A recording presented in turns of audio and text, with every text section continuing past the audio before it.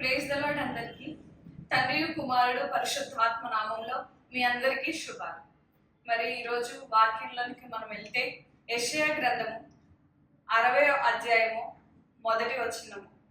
నీకు వెలుగు వచ్చి ఉన్నది, లెమ్ము తేజరిల్లుము, యెహోవా మహిమ నీ మీద ఉదయించుచున్నది. నెక్స్ట్ వచనం, చూడుము భూమిని చీకటి కమ్ముచున్నది, కటిక చీకటి జనములను కమ్ముచున్నది. యెహోవా నీ మీద ఉదయించుచున్నాడు, ఆయన మహిమ నీ మీద కనబడుచున్నది. 3వ వచనం, జనములు నీ వెలుగులకు వచ్చెదరు, రాజులు నీ ఉదయకాంతికి వచ్చెదరు. ఈ వాక్యం చదువుతున్నప్పుడు ఆదరణ లేకున్నవారు, పడిపోయి ఉన్నవారు, స్వస్థత లేకున్నవారు, రోగాలతో ఉన్నవారు, మరి ఆయా బాధల్లో ఉన్నవారు ఈ వాక్యం చదివినప్పుడు వారికి ఎంతో ఆదరణ కలుగుతుంది కదండి. నీకు వెలుగు వచ్చి ఉన్నది. అయితే ఈ లోకంలో అలాంటి శ్రమల్లో వెళ్ళేవారు, అలాంటి బాధల్లో, రోగాల్లో, కలిమిలో, లేమిలో పడి ఉన్న వారికి తెలియదు ఏసే వెలుగే ఉన్నాడని, ఆ వెలుగు మన మీద ప్రకాశించుతున్నదని. వాక్యం ఏం సెలవిస్తుందంటే, నీకు వెలుగు వచ్చి ఉన్నది, లెమ్ము తేజరిల్లుము, చూడుము భూమి చీకటి కమ్మి ఉన్నది, కటిక చీకటి జనములను కమ్మి ఉన్నది. మరి అవును కదండి, దేవుడు వెలుగు. కానీ మనం చేసిన పాపాల ద్వారా, మనం చేసిన అతిక్రమముల ద్వారా ఈ భూమి అనేది చీకటితో కమ్మి ఉన్నదని దేవుడు వాక్యం సెలవిస్తుంది. అయినప్పటికీ కూడా నువ్వు దేవుణ్ణి ఒప్పుకోగలిగినట్లయితే, పాపాన్ని విడిచిపెట్టగలిగినట్లయితే, ఆయన నామాన్ని మనము ఉచ్చరిస్తే, ఏమంటున్నాడు దేవుడు మనకి ఇక్కడ వాగ్దానం చేస్తున్నాడు ఏమని? యెహోవా నీ మీద ఉదయించుచున్నాడు, ఆయన మహిమ నీ మీద కనబడుచున్నది, జనములు నీ వెలుగునకు వచ్చెదరు, రాజులు నీ ఉదయకాంతికి వచ్చెదరు. ఇలాంటి చీకటి అంటే పాపంతో ఈక్వల్ అనమాట. చీకటి అంటే పాపంతో పోలుస్తున్నారు అనమాట. అయితే ఇలాంటి పాపలోకంలో కూడా ఈ భూమి చీకటితో కమ్మి ఉన్నది, అంటే ఈ లోకము భూమితో కమ్మి ఉన్నది. అయితే ఈ చీకటి, ఈ పాపము అనే ఈ భూమి మీద మనం నివసిస్తున్నప్పుడు అయినా సరే మనం దేవుణ్ణి ఒప్పుకొని పాపాలను విడిచిపెట్టి ఈ చీకట్లో నుంచి ఈ దేవుడనే యెహోవా వెలుగులోనికి మనం వచ్చినప్పుడు ఏమవుతుందంట? ఆయన మహిమ నీ మీద కనబడుచున్నది. హల్లెలూయా. అయితే దేవుడు ఏం చెప్తున్నాడంటే, ఎప్పుడైతే నువ్వు పాపాలను విడిచిపెడతావో, యేసయ్య దగ్గరికి వస్తావో, ఆయన మహిమ నీ మీదకి వస్తుందంట.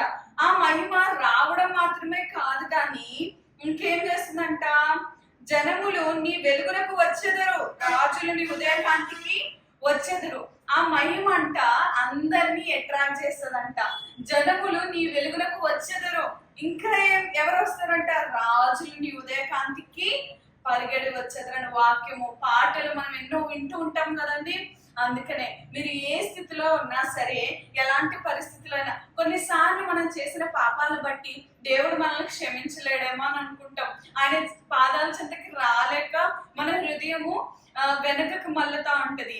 ఆయన దగ్గరికి రాలేకుండా యేసయ్యకి మనకి మధ్య గోడ వలె మన పాపాలు పేర్చబడి ఉంటాయంట.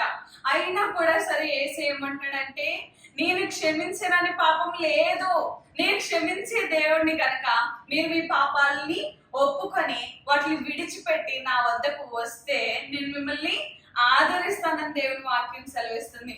ఇంకా మనం లోతుగా వెళ్ళినట్టయితే, ఒక తల్లి వారిని ఆదరించినట్లు నేను నిన్ను ఆదరిస్తాను దేవుని వాక్యం సెలవిస్తుంది.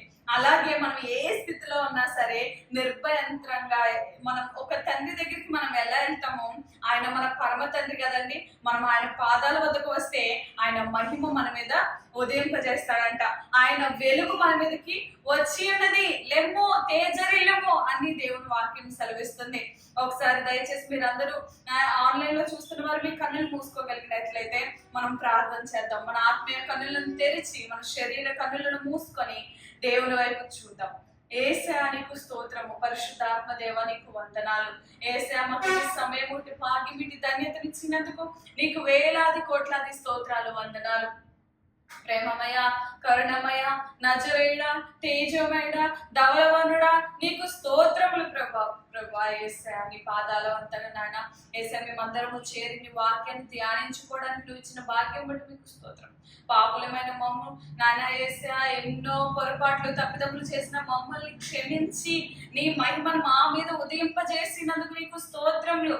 ఆయన మాతో ఉన్నందుకు మీకు స్తోత్రములు ప్రభా. నాయన ఏసే ఆశ్చర్యకరమైన నీ వెలుగులోనికి మమ్మల్ని అందరినీ నడిపించినందుకు నీకు స్తోత్రములు. నాయన మాలో ఏ తప్పిదములు, ఏ పాపములు, ఏ శాపములు, ఎలాంటి బంధకములు లేకుండానట్లుగా ప్రభా, మరకైనా మచ్చైనా డాగైనా కలంకమైన మరి ఏదైనా మాకు అంటకుండానట్లు నీ కృప చూపించి సహాయం దయచే నీ చిత్తం మా అందు జరిగించమని నాయన త్వరగా రానైన నజరేయుడైన క్రీస్తు నామములో ప్రార్థించి బ్రతిమాలి వేడుకొంచున్నాం తండ్రి. ఆమేన్. హల్లెలూయా, హల్లెలూయా.